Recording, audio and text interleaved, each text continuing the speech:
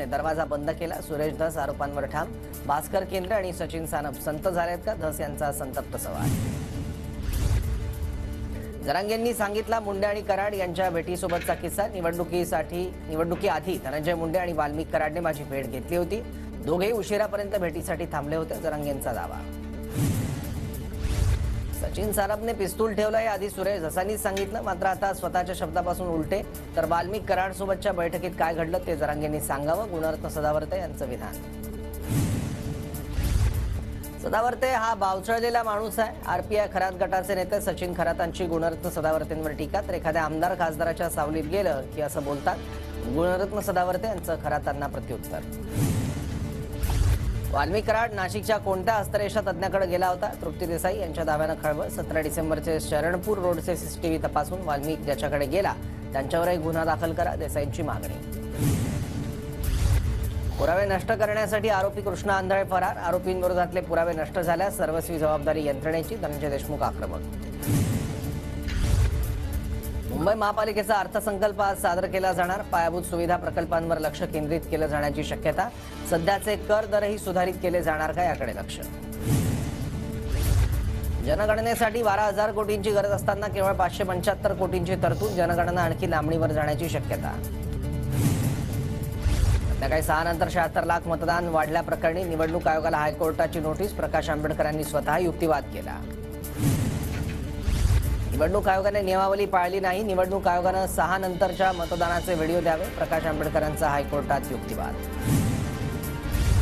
महाराष्ट्रातील मतदार यादीत गडबड। महाराष्ट्रातल्या 70 लाख नव्या मतदारांची माहिती जाहीर करा, लोकसभेत राहुल गांधींची मागणी।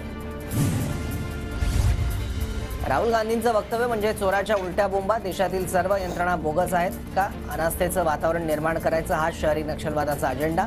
राहुल गांधींच्या संसदेतील वक्तव्यानंतर आशिष शेलारांचा हल्लाबोल। दिल्ली विधानसभा निवडणुकीच्या प्रचारतोफा थंडावल्या। उद्या मतदान। सत्ताधारी आम आदमी पक्षाला भाजप आणि काँग्रेसचं दुहेरी आव्हान। निवडणूक निकालाचं विश्लेषण करण्यासाठी काँग्रेसची ईगल समिती। निष्पक्षपणे निवडणुका होत आहेत की नाही यावर समिती लक्ष ठेवणार। ईगल समितीला सर्वप्रथम महाराष्ट्राच्या निवडणुकीच्या विश्लेषणाचं काम। मुख्यमंत्री फडणवीसांनी बोलवलेल्या मंत्रालयातील बैठकीला उपमुख्यमंत्री शिंदे गैरहजर। वैयक्तिक कारणांमुळे एकनाथ शिंदे बैठकीला गैरहजर राहिल्याची माहिती। मुख्यमंत्र्यांनी वॉररूम संदर्भात बैठक बोलावली। पद येतात जातात, पण लाडक्या बहिणींचा लाडका भाऊ ही ओळख झाली। लाडका भाऊ हे पद मुख्यमंत्री उपमुख्यमंत्री पदापेक्षा मोठं। ठाण्यातील कार्यक्रमात उपमुख्यमंत्री शिंदेंची प्रतिक्रिया। अजित पवारांना मुख्यमंत्री व्हायचं नाही, अजितदारांनी स्वतःच्या मर्यादा ओळखल्या, संजय राऊत यांचं वक्तव्य। पंतप्रधानांवर टीका करणारा राऊत मूर्ख माणूस। नारायण राणेंचा टोला। जागतिक पातळीवर आपली अर्थव्यवस्था 14व्या क्रमांकावरून 5व्या क्रमांकावर। राऊतांच्या बोलण्याकडे लक्ष देऊ नका, राणेंचा हल्ला।